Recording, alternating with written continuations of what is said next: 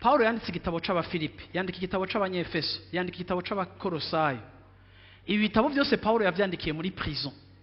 Muri prison ni inzu y'amagorwa. Ariko Paulo mu nzu y'amagorwa yanditse ibitabo no munsi biduhezagira. Ntiyavyanditse ari muri 5 étoiles, ntiyavyanditse ari kuri beach, ntiyavyanditse ari muri yacht, ari kari bronze. No, ibi bitabo yavyanditse ari mu nzu y'amagorwa.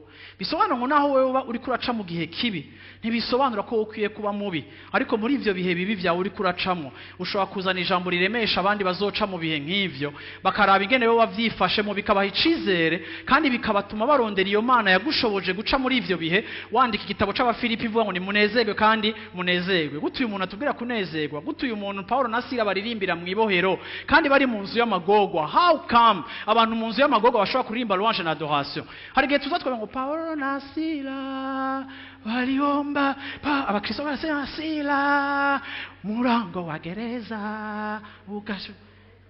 Ntaho babisomye, niko bari milango ya gereza haikugeuza hali yao ya ndani. Walikuwa ndani ya gereza lakini wakaendelea kukua watu wa kumshukuru Mungu, wakamshukuru kwa mambo mazuri na mambo mabaya, hawakugeuzwa na mambo. Bwana sifiwe sana.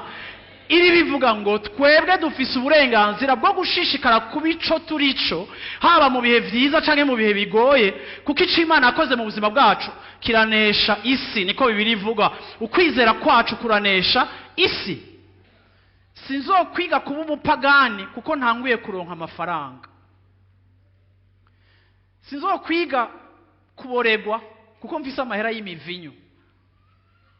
Sinzovuga ngo umugabo ntahazwa n'umugore umwe kubera akadaga tanguye gusunika naronsa agakontra ka 100 million. Calm down. Wari utunzwe n'umugore umwe yambaye igitenge, umenga yaramanutse, ushika mu gisagara uhasanga abana, ariko reka nabwino kimefunga amaso ubandanye. Mukecuru wawe mumanure aze n'igitenge ciwe. Yesu ashimwe ca. Kubera iki? Kuko ugikenye wakunda Imana iragukuza, ariko ntiyagukujije kugira ngo uze guhemukira mu gisagara. Bwira umuntu mwicaye uti usirimuke neza. Yesu ashimwe cyane.